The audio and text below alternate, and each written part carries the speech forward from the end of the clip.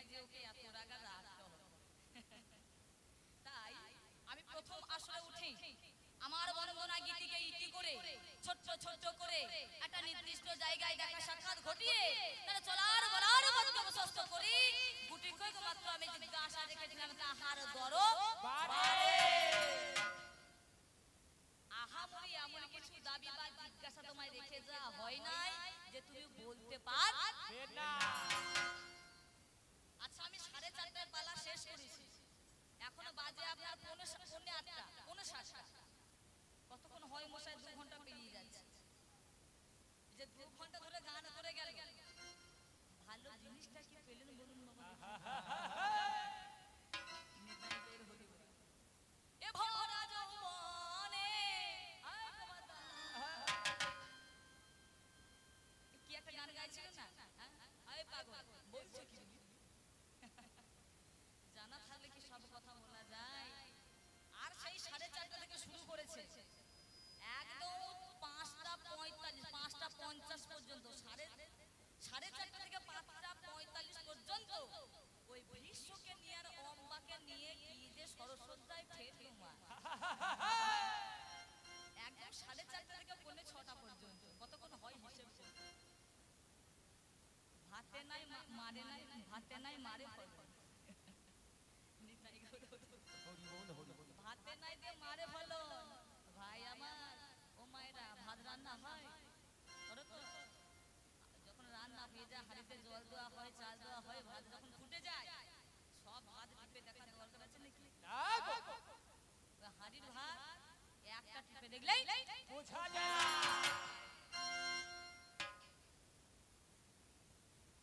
কি বলবো, ব্যাপারটা হয়েছে কি এইরকম একটা ছেলে তার বাবাকে বলছে, বাবা কি হলো? বলে বাবা আমি বিয়ে করবো।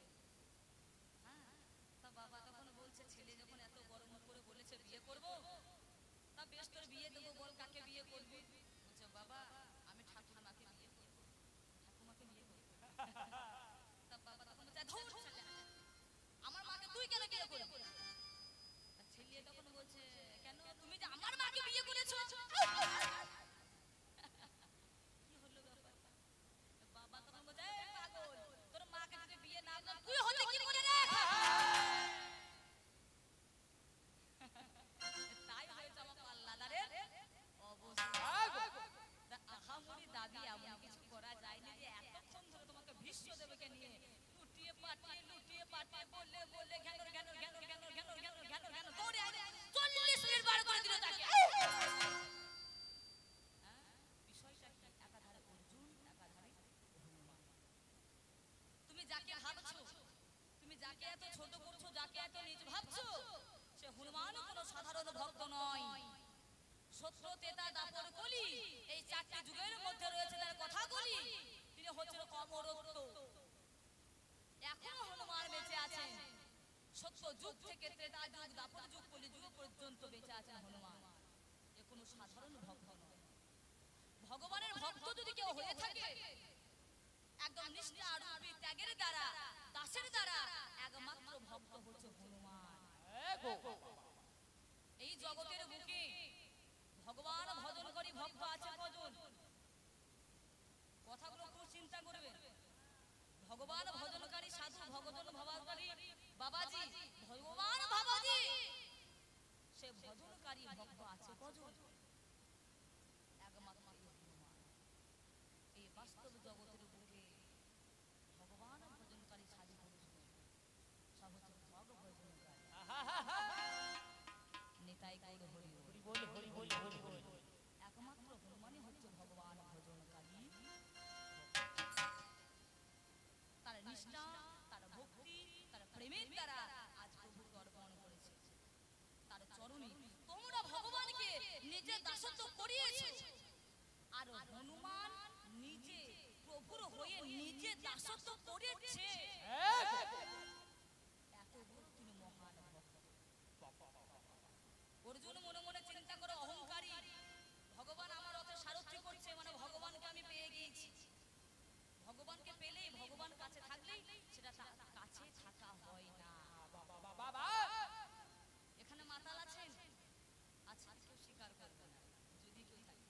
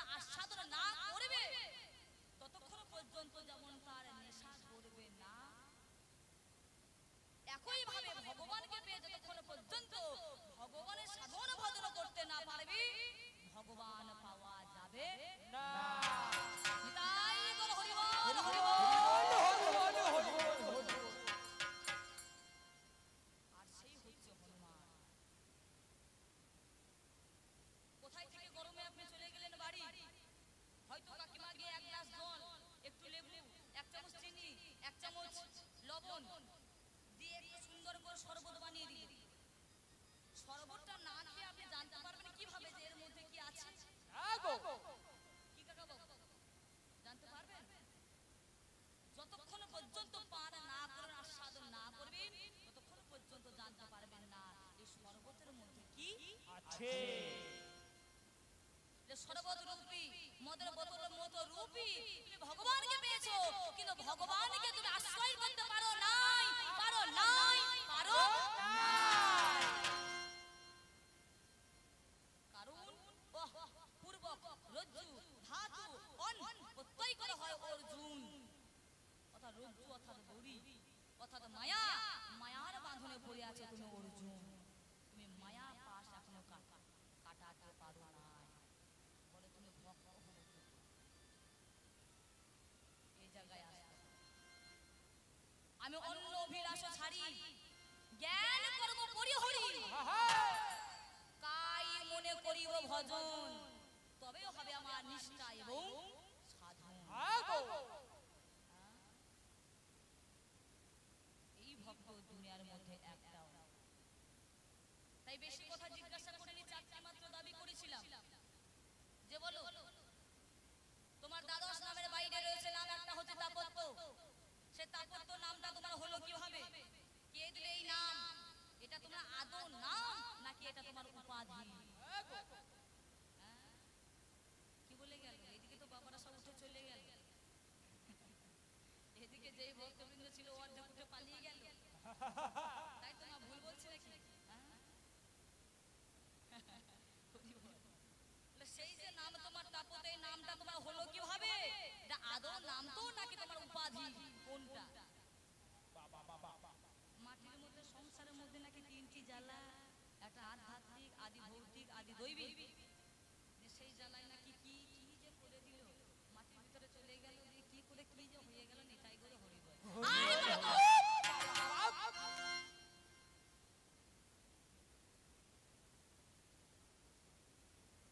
চাচার কবর কোথা, চাচি কাঁদছে কোথা, কি ঠিক তো না ভুল? বলবে বলবে ধরা কেন পড়বে, কি বলছেন? এমন করে চুরি করবে যেন ধরা না পড়ে। তাপত্য তো একার পথ হয়ে জয় ফেলা, তাপত্য তো একার পথ হয়ে জয় ফেলা, তাপত্য এর নামটা তোমার হলো কি করে? যদি আপনাদের হয় আমারও হবে না, কি বলছেন? আমি হলো না বলে তো আর লাভ নেই, কারণ বাজারে বিকিয়ে দিয়ে চলে গিয়েছে নাকি বলছে? টাকা কে দিলেন? টাকা টাকা কে দিলেন? সে করে পালিয়েছে নাকি? যে যারা যারা টাকা দিয়েছে সে করে পালিয়েছে, তাই করে হরি বল। কি দেখে দিলেন? ওর রূপ দেখে না গুণ দেখে, কোনটা? কিছু মনে করো না, দিচ্ছি দেন, এখনো বুঝবে না, ঘরে যাবে তখন বুঝবে। যখন গিন্নি বলবে সব বাজারে যাও একবার, দোকান থেকে তেলটা নিয়ে এসো, যে পকেটে দেখতে হবে মাল নেই, তখন বুঝবে কি জ্বালা। ভাই আমার, এই জায়গা হবে সঠিক আলোচনা। বলেছিলাম বলুন, আজ 51 কাননের মধ্যে গিয়েছিলেন পঞ্চ পাণ্ডব সহ দ্রৌপদীকে সঙ্গে লইয়ে। সে 51 কাননটা হচ্ছে কার আধিপত্যে? আর হচ্ছে শান্তিপনি মুনি একটাই মাত্র আম ধরতো, আর সেই আমটা মুনিবর নিজের যোগবলের দ্বারা পরিপক্ক করে নিজেই সেটা সেবা নিতে। দ্রৌপদীর নয়ন গেল তার প্রতি, অর্জুন সেই ফলটাকে পেরে দিলেন। কৃষ্ণ যখন জানতে পারলেন এমন অপকর্ম করেছো তোমরা, এর জন্য তোমাদের সাজা পেতে হবে, অর্জুন করে জোরে বললেন কৃষ্ণ তাহলে বলো এর মুক্তির উপায়। তোমরা যদি নিজের নিজের মনের সত্য কথা বলতে পারো, গোপন সত্য কথা প্রকাশ করতে পারো, তবে এ যেমন ভাবে বৃন্তের মধ্যে আম লেগেছিল তেমন ভাবে আবার জোড়া লেগে যাবে। একের পর একে পঞ্চ পাণ্ডব বলতে শুরু করলেন, প্রতিটোর মধ্যে আম আস্তে আস্তে আস্তে আস্তে আস্তে আস্তে গাছের ডালের থেকে বৃন্তের মধ্যে লেগে যাবে, এমতো অবস্থায় রয়েছে। আর এমন সময় দ্রৌপদী যে কথা বলে দিয়েছি, সে আকাশ থেকে আম আবার মাটির মধ্যে পড়ে গেল। কৃষ্ণ তখন বললেন, দ্রৌপদী তুমি মিথ্যা কথা বলো, তুমি সত্য কথা সমাধান। সেখানে দ্রৌপদী বলেছিল, কৃষ্ণ পঞ্চপতি হচ্ছে আমার যুধিষ্ঠির, ভীম, অর্জুন, নকুল, সহদেব, পঞ্চপতি আমার। তবু যদি কর্ণকে আমি পরিবর্তিত পেতাম, আমার মনোবাঞ্ছা পূরণ হতো। পাঁচটা পতি, কর্ণ যদি পতি হতো হয়তো 6 জন পতি। যে নারী এক পতি ভোজন করে তাকে বলা হয় সতী,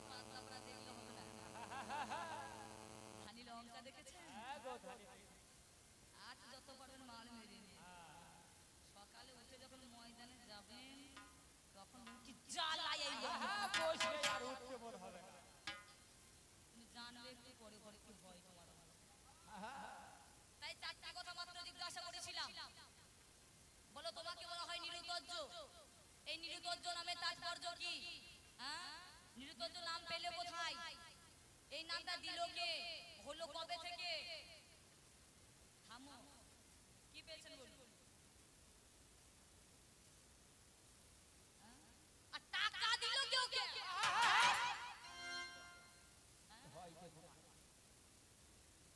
ভুল বলে যদি এত টাকা পাওয়া যায়, সত্য বলে না জানি কত টাকা পাওয়া যাবে। ও মায়েরা, তোমরা লক্ষ্মীর ভান্ডার পাও তো? কত করে? 1000। এখন 200 টাকা বেড়ে গিয়েছে। একটু বেঁধে আনো না, ওকে দিলে হবে? আমরা তো তোমার জান, দিয়েছিলে জান। 500 লিটার রাখলে হবে না, 500 টাকা দিতে হবে।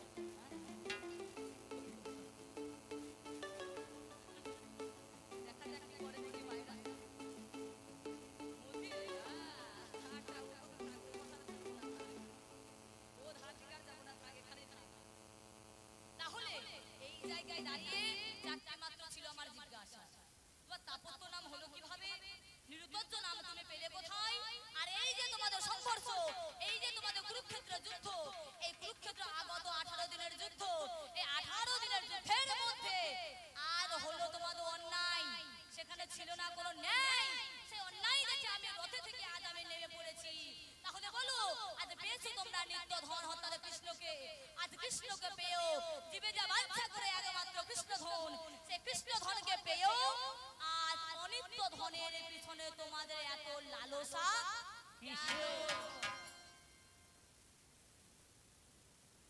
কিসের লালসা? কোন কারণে লালসা? জীবে তো বাঞ্ছা করে যে কৃষ্ণ প্রাপ্ত হবে, কৃষ্ণ পাবো, একবার ভগবান পাবো। স্বপ্নেও যদি একবার দর্শন পাই, তাহলেও মনের অভিলাষ পূরণ হয়। সেই ভগবানকে তোমরা সম্মুখে পেয়েছো, সেই নিত্যধনকে তোমরা কাছে পেয়েছো।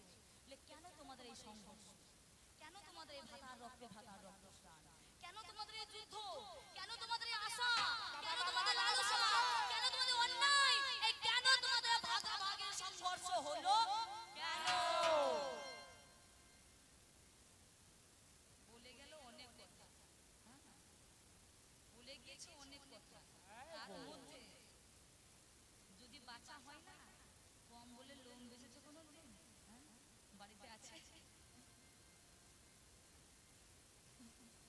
1 টাকা করে যদি লোম বাঁচা হয় না, কম বলটা টিকবে শেষ পর্যন্ত না গো। তোমার যদি ভুল ধরতে যায় না, ও কম বলে লোম বাঁচা হয়ে যাবে। তাই যাহা দিয়েছেন সিদ্ধান্ত আমি নিলাম নিতান্ত। যদি আপনাদেরও হয় আমারও হবে না, কি বলছে? হলো না হলো না করে লাভ নেই। যার যেমন থাকে জানা, সে তেমন করেন আলো শোনা। ছোট্ট করে একটা টোটকা বলি, যখন মায়েরা এদিকে আছে, এই মেয়েদের যখন ঝগড়া হয়, সবাই তো এক রকমের হয় না। তো একটা পুকুরের মধ্যে ওপারের একটা মা আর এপারের একটা মা খুব ঝগড়া শুরু করেছে। তা ওই পারের মাটা তখন বলছে, রে তুই বেটার মাথা খা, তুই বিটির মাথা খা, তুই স্বামীর মাথা খা, তুই ভাসুরের মাথা খা, তো মাথা খা মাথা খা করে চলে যাচ্ছে। আর এই পাশে যে মেয়েটা আছে, ও তখন বলছে, তুই চমচম খা, তুই রসগোল্লা খা, তুই পান্তুয়া খা, তুই সন্দেশ খা,